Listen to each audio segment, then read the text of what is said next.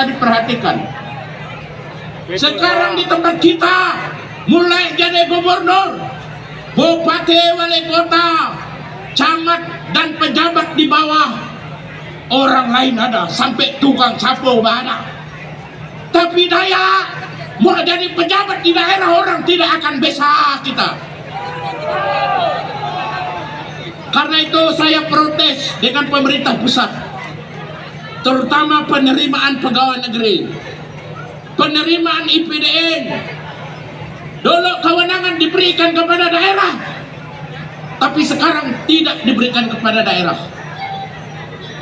70% anggaran untuk pemerintah pusat, 38 provinsi Indonesia hanya diberi 30% keuangan dana dari negara. Di mana ada keadilan? Kalimantan Timur, penghasil devisa negara terbesar, Kalimantan Tengah, Kalimantan Selatan, Kalimantan Barat, dengan hasil kayunya, dengan hasil tambangnya, dengan hasil laut, ribuan triliun per tahun dihasilkan oleh kita. Tapi yang kembali ke daerah kita untuk membangun daerah kita hanya berapa persen saja untuk pemanis supaya kita tidak marah, tidak memberontak kepada negara ini. Nah, karena itu harapan kita, Pak Lasari sudah bicara di dalam rapat dengan pendapat di Komisi 5, dan beliau sudah meminta berteriak-teriak. Karena kita, Pak, anggota DPR RI orang Dayak yang ada di Jakarta itu tidak sampai 10 orang dari 550. Kita melihat sudah kita pelajari melalui Dewan Pakar Majelis Adat Nasional. Mengapa kita terpuruk sampai hari ini begini? Karena hukum undang-undang yang dibuat itu yang selama 30-40 tahun ini tidak pernah berpihak kepada masyarakat adat. Bayangkan sudah 20 tahun kita menggagas disahkannya undang-undang perlindungan masyarakat hukum adat, tapi sampai hari ini sudah masuk prolegnas 2-3 kali, tapi undang-undang perlindungan dan pengakuan masyarakat adat tidak pernah disahkan. Karena itu saya himbau, ayo Aliansi Masyarakat Adat Nasional, Majelis Adat Nasional, Dewan Adat Dayak, TBBR, Pasukan Merah, kalau bisa kita bersatu, kita rapat bersama, kita demo di DPR RI, kuasai DPR RI itu supaya mereka tanda tangan. Kapan lagi kalau tidak sekarang? Kalau undang-undang tentang perlindungan masyarakat hukum adat tidak disahkan, Bapak Ibu Saudara sekalian, maka jangan harap kita bisa menuntut apapun tentang hak-hak masyarakat kita. Karena itu Bapak Ibu Saudara sekalian, mari kita bersatu. Nanti pemilihan legislatif itu perbanyak orang Dayak menjadi anggota DPR RI, DPR provinsi, DPR kabupaten kota. Di provinsi Kalimantan Barat, orang Dayak dikumpul-kumpul hanya 20 dari 65. Orang lain berapa? 45. Diri ini hanya 20. Begitu voting suara mengajukan tentang peraturan daerah pengakuan dan perlindungan masyarakat hukum adat, kita keok. Karena kita hanya 20. Coba contoh seperti Landak, disapu bersih. 5 anggota DPR provinsi semua orang kita rebut habis. Coba Sintang rebut habis. Ketapang rebut habis. Semua kabupaten rebut paling tidak 50%, maka kita bisa menguasai dewan.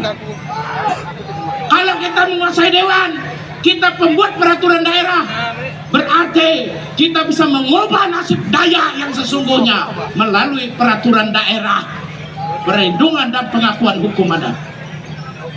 Kalau tidak ada itu, tidak bisa Bapak Ibu Saudara sekalian. Orang sewenang-wenang berinvestasi di tempat kita, mengorok hasil kekayaan kita, hasil hutan, perkebunan, hasil tambang.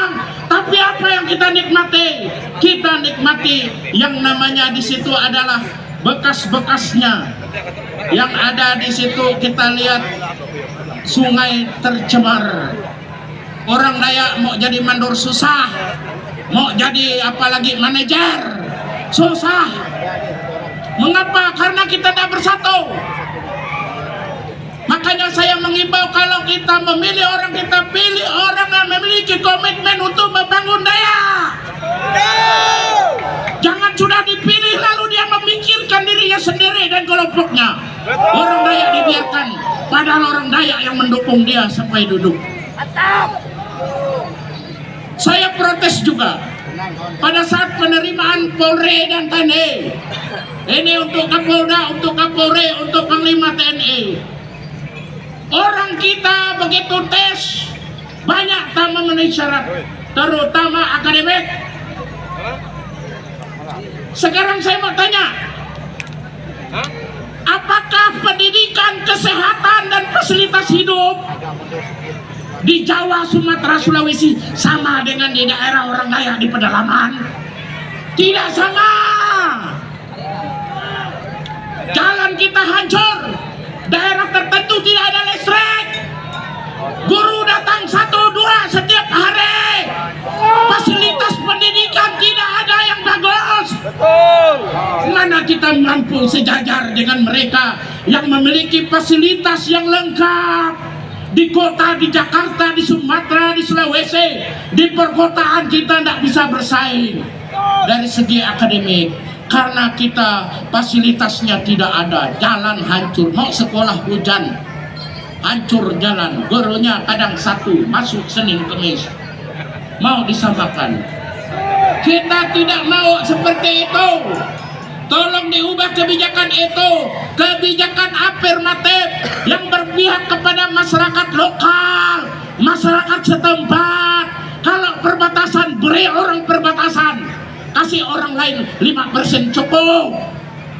Karena mereka yang ditugaskan di daerah perbatasan orang lain, begitu diangkat besok minta pindah, 3 tahun, 5 tahun minta pindah. Seperti itukah negara ini?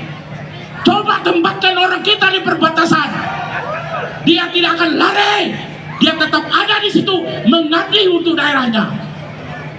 Begitu juga Polri, TNI.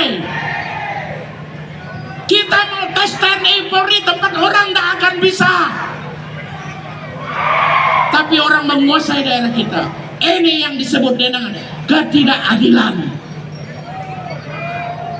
Nah, karena itu Bapak Ibu Saudara sekalian, meskipun begitu, kita tetap memacu diri. Mari kita tingkatkan sumber daya manusia kita untuk bersaing secara kompetitif dengan orang lain. Dayak harus maju di depan, Dayak harus kompak, harus bersatu. Mari kita tampa diri dengan kemampuan, dengan profesional, dengan pengetahuan yang mampu bersaing secara ketat, kompetitif dengan orang lain. Tetapi juga negara harus hadir untuk meningkatkan sumber daya manusia. Negara harus hadir meningkatkan pemerataan ekonomi supaya anak-anak bisa sekolah, supaya kesehatan bisa didukung. Kalau tidak ada keberpihakan, tidak mungkin Bapak Ibu Saudara sekalian. Nah, karena itu pada kesempatan ini saya menitip pesan kepada kita semua, terutama dengan Bapak Lazarus selaku tokoh Dayak, tokoh nasional, Ketua Komisi 5 DPR RI. Sebentar lagi nanti akan memilih presiden. Kalau memang Ganjar sudah dia punya rating naik tinggi, kita bersama-sama bagaimana melakukan lobby dengan dia, dekati dia. Kalau kita mau milih, kami milih kita, tolong kami diperhatikan. Bila perlu buat bisik-bisik Pak Lazarus, Pak Ganjar tolonglah kalau Nuan jadi presiden, kami ini Nuan perhatikan. Jalan kami masih hancur, anak-anak kami masuk ini susah, tolong kami diberi jatah. Misalnya masuk Polri, masuk misalnya TNI atau Akpol, dari 12 orang Dayak misalnya 5. Nah, minta misalnya Akmil, dari Akmil misalnya 8, minta orang Dayak 4 separuh. Itu baru dia ada keadilan, ada keberpihakan kepada kita. Demikian Bapak Ibu Saudara sekalian, kalau saya teruskan, nah habis-habis kalau saya bicara di sini.